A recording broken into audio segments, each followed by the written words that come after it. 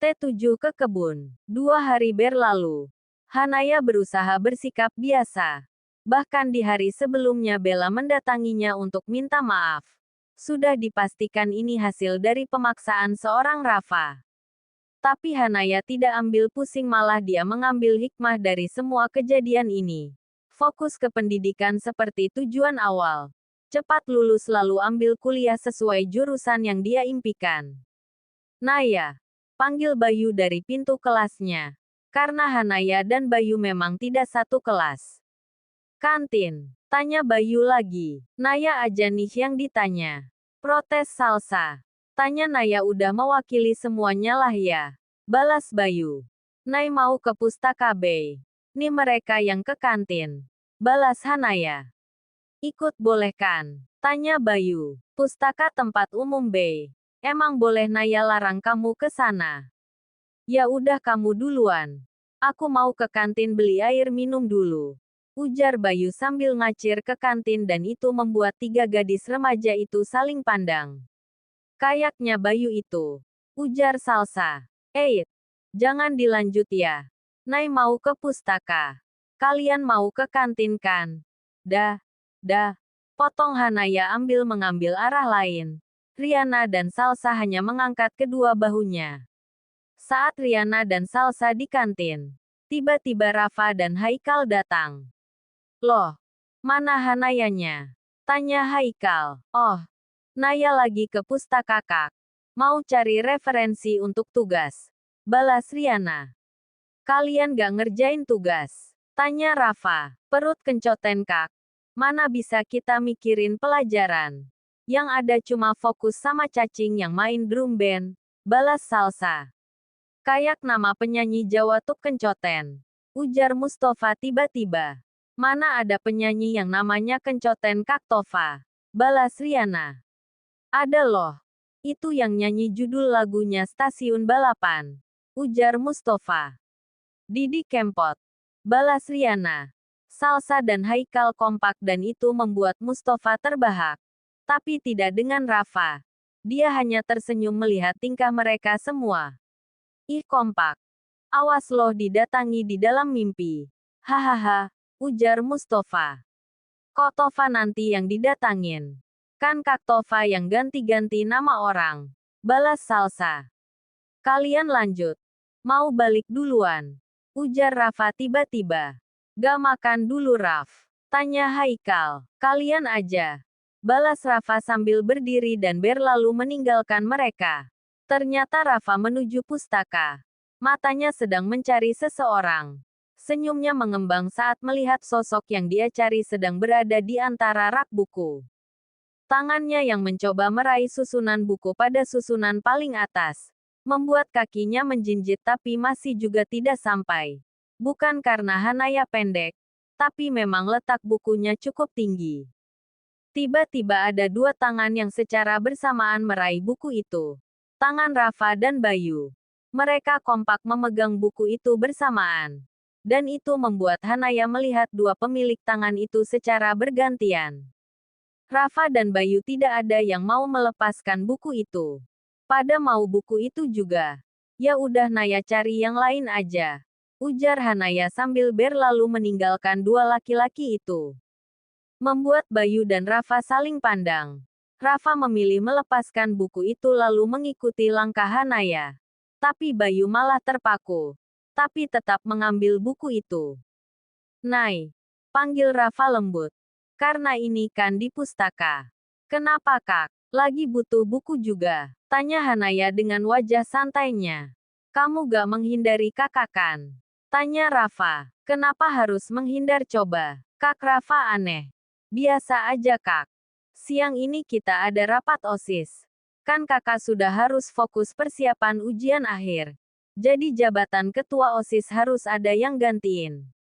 Iya Naya udah tahu kok. Tadi udah diinstruksikan di grup. Balas Hanaya sambil mengambil posisi duduk. Dengan buku-buku yang dia bawa. Soal kakak mau kuliah di kota M. Nay, ini buku yang mau kamu ambil tadi. Ujar Bayu tiba-tiba. Tans Bay. Oh ya ini tugas dari Buk Sri kan. Aku juga ada. Kamu bahas yang bagian mana? Siapa tahu sama dan kita bisa saling memberi pendapat. Ujar Bayu dan itu membuat Rafa mengepal tangannya. Bab 2B. Kamu. Ya sayang banget. Aku kena di bab 3. Gak apa. Kan kita malah bisa saring Bay. Biar sama-sama tahu. Balas Hanaya. Kak Rafa lagi cari buku apa? Tanya Hanaya ke arah Rafa. Kalian lanjut aja. Kak Rafa balik duluan. Jangan lupa rapat siang ini selesai KBM. Kegiatan belajar mengajar. Saat Rafa keluar, Bayu pun memberanikan diri menanyakan sesuatu. Nai, kamu lagi berantem sama Kak Rafa? Berantem? Atas dasar apa? Emang muka Naya muka orang suka berantem ya? Tanya Hanaya balik. Gak sih. Agak beda aja. Kamu kayak cuek gitu. Biasa kalian akrab. Biasa ajalah. Kalau gak ada yang perlu dibahas. Ya ngapain? Naya, udah mau 2 tahun loh kamu sekolah di sini. Dan semua juga tahu kedekatan kalian.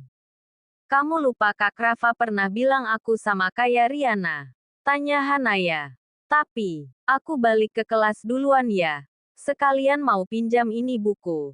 Ujar Hanaya ambil beranjak menuju pengurus pustaka. Mengajukan peminjaman buku.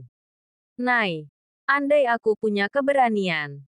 Tapi jikapun keberanian itu ada, aku tahu kamu gak mungkin menerima perasaan ini. Ujar Bayu tapi hanya di dalam hati. Menurutku Bayu pas gantiin posisi ketua OSIS. Usul salah satu dari anggota OSIS. Yang lain aja. Gue gak bisa kayaknya. Balas Bayu. Rafa yang mendengar usul beberapa anggotanya masih terdiam. Bukan soal posisi. Tapi ada rasa yang sulit dia ungkapkan. Naya, gimana menurut kamu? Kamu kan dan Bayu udah sering satu grup setiap ada kegiatan.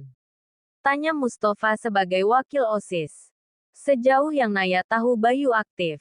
Dan juga kreatif dan bisa diandalkan. Tapi itu kembali ke keputusan bersama soal kandidat yang pas itu siapa. Balas Hanaya. Gimana Raf? Tanya Haikal. Kenapa tanya ke gue? Kalau gue terserah. Setelah posisinya kita serahkan. Kita gak bisa ikut campur. Balas Rafa. Kalau menurut Naya, para anggota yang menjabat saat ini tetaplah berhak terlibat. Hanya mungkin tidak bisa seaktif biasanya. Karena bagaimanapun kita yang ada di sini masih satu organisasi. Untuk kakak-kakak semua gak bisa lepas tangan. Terkecuali setelah pergantian tahun, ujar Hanaya panjang lebar. Iya Raf. Bener tuh kata Naya. Lo dan Tova gak bisa lepas tangan sepenuhnya. Mereka tetap bisa minta saran dari kalian. Balas salah satu anggota OSIS lain. Dengan hasil musyawarah bersama Bayulah yang menggantikan Rafa dan Hanaya sebagai wakil. Entah kenapa hati Rafa seakan panas. Karena jelas mereka akan sering berinteraksi untuk urusan OSIS. Selesai rapat, Hanaya langsung menuju parkiran. Menuju di mana motornya terparkir. Nai tunggu. Panggil Riana. Besok sore kita ada jadwal ke kebun untuk meninjau perkembangan bibi semangka yang pekan lalu kita semi. Tambah Riana. Oh iya. Kelompok kita ya yang tugas besok. Balas Hanaya. Aku jemput ya. Kita berangkat bareng. Kan besok sekolah libur. Kita sore langsung ke kebun aja. Ujar Riana. Oh ya udah gimana bagusnya aja. Aku manut aja. Pulang sama siapa? Sama Kak Rafa.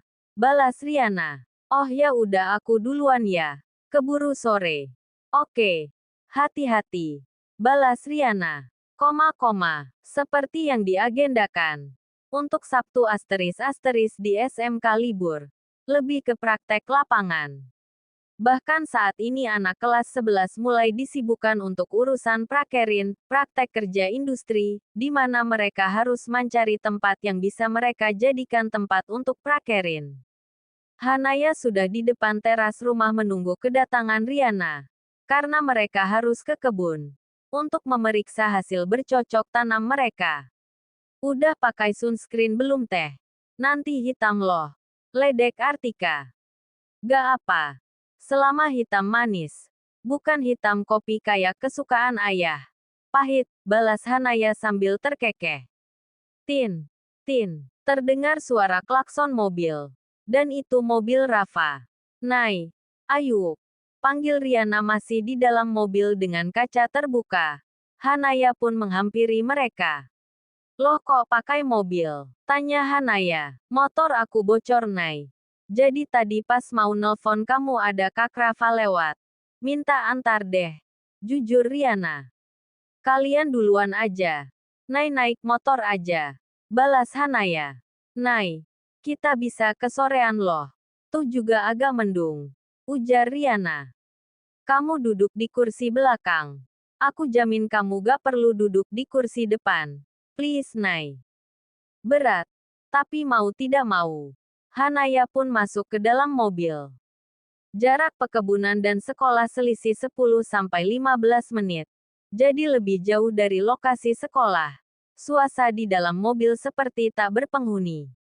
Sesampainya di kebun, Hanaya pun langsung menuju lokasi cocok tanam. Kebun lumayan ramai. Karena banyak kelompok pelajar juga yang sedang praktek di kebun. Kegiatan di kebun ini lengkap. Bahkan mencakul pun mereka kerjakan. Baik laki-laki maupun perempuan. Namanya juga jurusan pertanian. Untuk prakerin ada yang memilih di perkebunan sekolah. Ada juga yang memilih di luar sekolah. Hanaya memilih di perkebunan sekolah. Selain biasa prakerin lebih ringan. Dia juga tidak direpotkan uang kos atau uang makan selama prakerin berjalan di luar daerah. Memilah bibit yang akan dipindah ke polybag.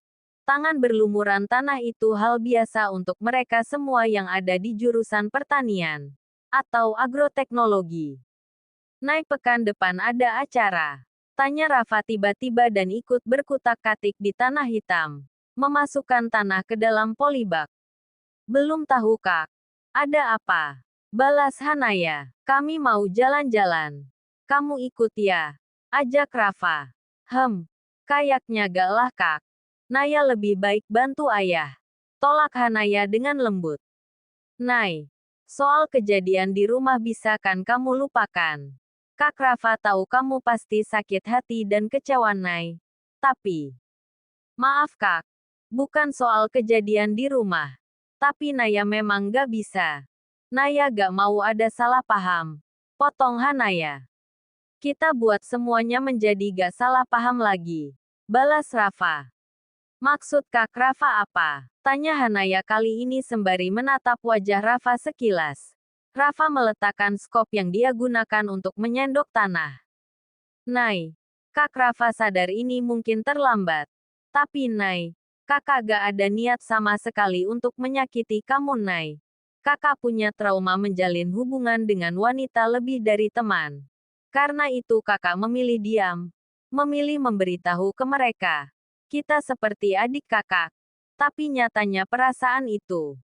Belum selesai Rafa dengan kata-katanya. Hanaya berdiri dari posisi duduknya. Menuju wastafel. Lalu mencuci tangannya. Rafa kaget dan ikut mengikuti langkah Hanaya.